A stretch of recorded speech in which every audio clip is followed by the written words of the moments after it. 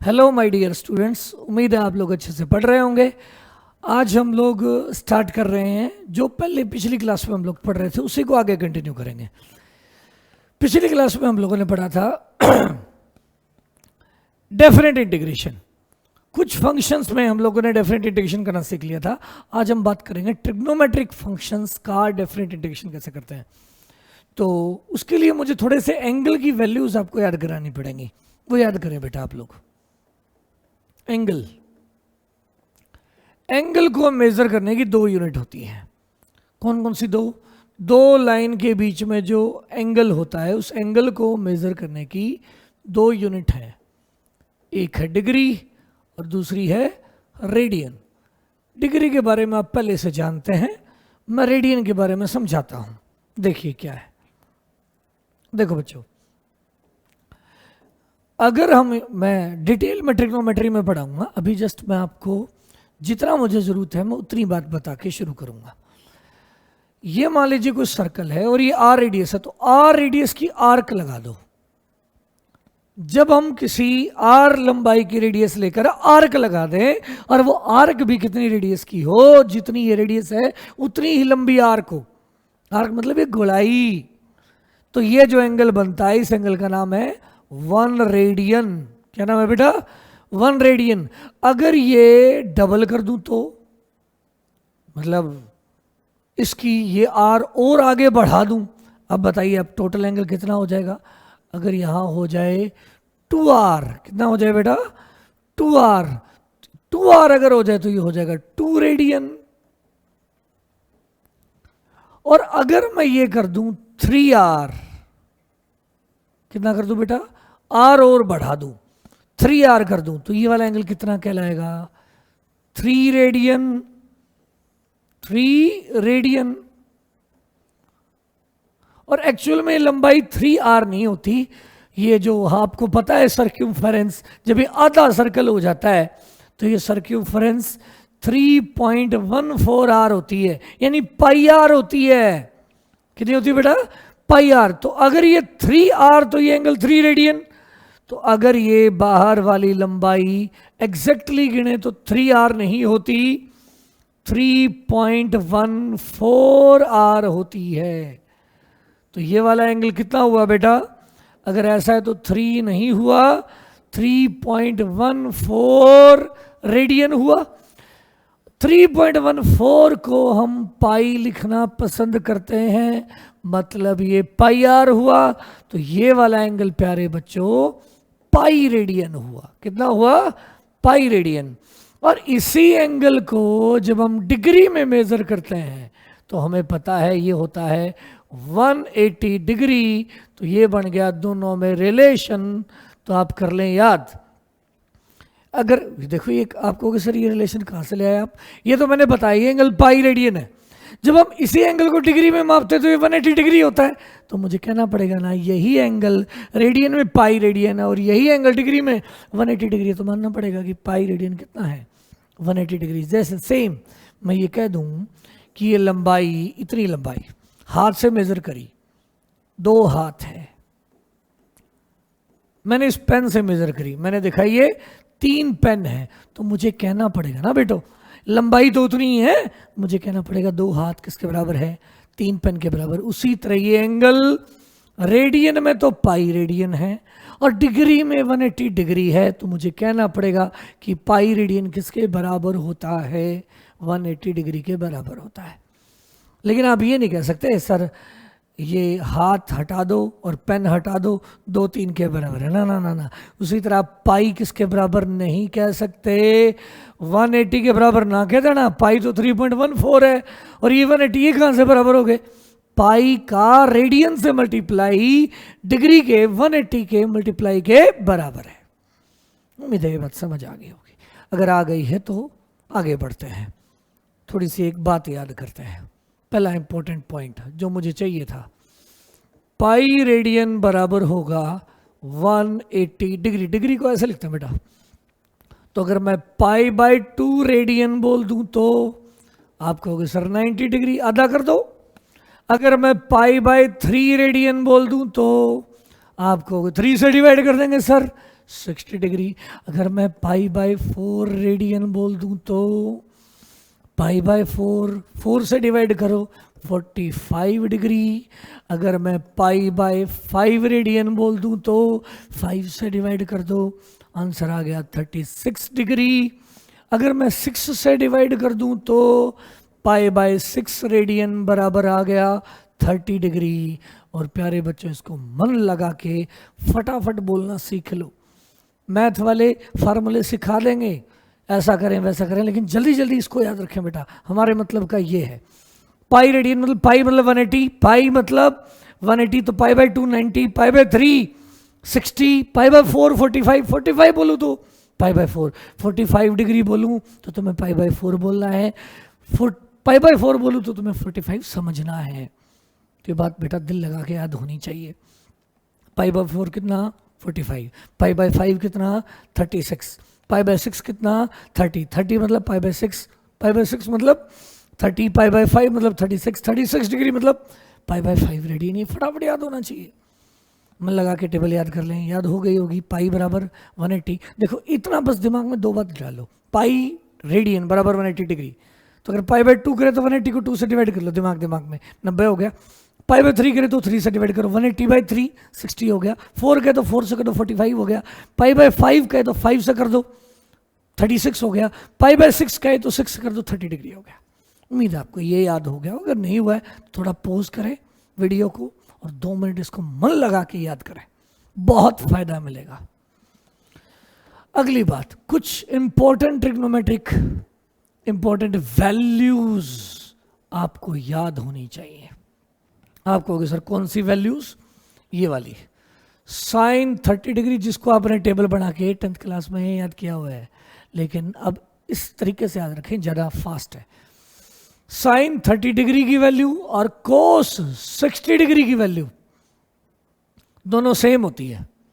Sign तो 30 degree की और कोस 60 डिग्री की, इनका पेयर बना के याद कर लो हाफ। और साइन 60 डिग्री की वैल्यू और कोस 30 डिग्री की वैल्यू, ये दोनों बराबर हैं √3/2। तो एक तो ये पेयर याद करो, साइन 30 कोस 60 हाफ। साइन 30 मतलब pi by 6, cos 60 pi by 3 half. Sine 60 को मैं पाई में बोलूँ तो पाई बाय 3 और 30 को बोलूँ तो पाई बाय 6 बराबर √3/2। आप बेटा डिग्री में बोलने की आदत है, अब ऐसा ही सिस्टम में बोलने की आदत डाल लो पाई में, यस और नो। साइन 45 डिग्री बराबर कोस 45 डिग्री बराबर 1/√2, 1/√2। ये मन लगा के याद कर लें। इतनी वैल्यूज आप अच्छे से याद करें, एक काम।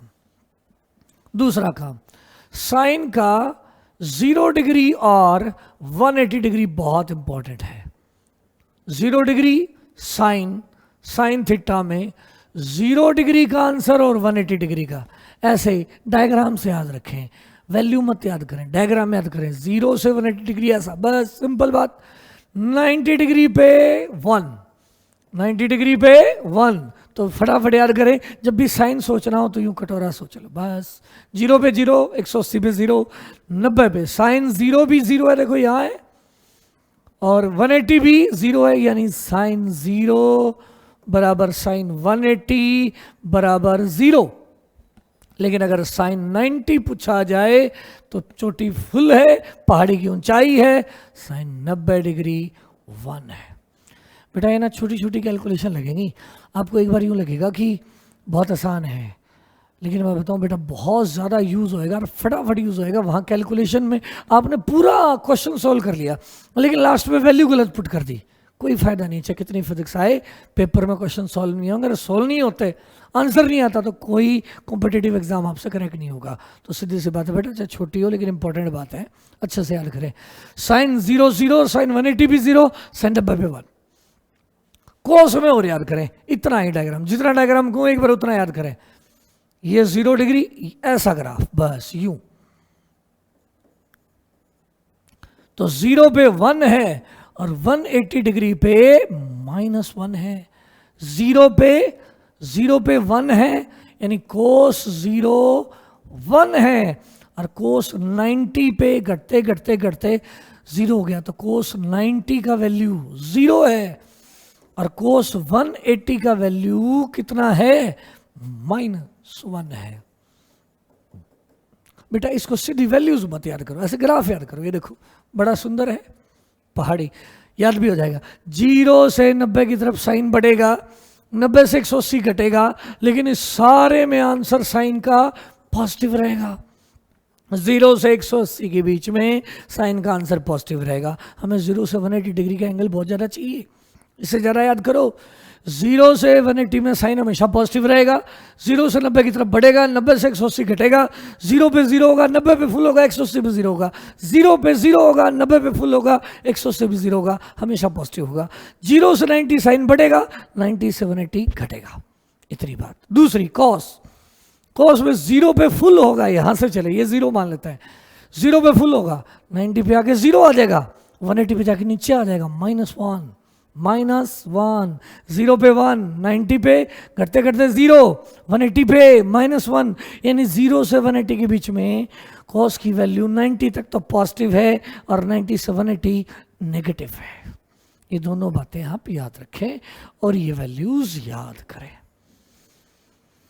नहीं हुई है तो थोड़ा ब्रेक लेके इसको पॉज करके अच्छे से याद करें। चलिए अब हम शुरू करते हैं अपनी ट्रिग्नोमेट्रिक इंटीग्रेशंस की प्रैक्टिस। Trigonometric integrations. देखो बेटा, मैंने कहा आप इस इंटीग्रेशन को फाइंड आउट करो। किसको? Sine theta d theta, angle है 0 से π/2, 0 से π/2। कैसे करेंगे, कैसे करेंगे? याद करो बच्चों, साइन थीटा डी थीटा का इंटीग्रेशन जिन्होंने नहीं याद किया है वो पिछली वीडियो देखो और देख के याद करो, फिर इस वीडियो को देखो। साइन थीटा का इंटीग्रेशन हो जाएगा, डेरिवेटिव होता है कॉस थीटा, इंटीग्रेशन होगा -cos थीटा। लिमिट पुट करो, माइनस या नंबर हो उसे लिमिट से बाहर ले लिया करो, बाहर, बार बार भाई, 2, 3, 4 कोई नंबर हो बाहर, 0 से लेकर π/2। अब कैसे करेंगे? माइनस बाहर है, एक बार थीटा की जगह ऊपर वाली वैल्यू, एक बार थीटा की जगह नीचे वाली वैल्यू, तो कॉस थीटा की जगह π/2 माइनस कॉस थीटा की जगह 0 रख देंगे। अब आई ना बात, यहाँ वैल्यू चाहिए। अब π/2 का मतलब क्या है? 90 डिग्री, 0 का मतलब 0 है। अब कोस 90 की वैल्यू याद करवाई थी, 0 पे 1 होएगी, 90 पे 0 हो जाएगी, तो कोस 90 का वैल्यू 0 और कोस 0 का वैल्यू 1, यहाँ -1 और यहाँ -1, आंसर आ गया +1। उम्मीद है ये बात समझ आ गई होगी। आ गई है तो अगला सवाल ये देखते हैं।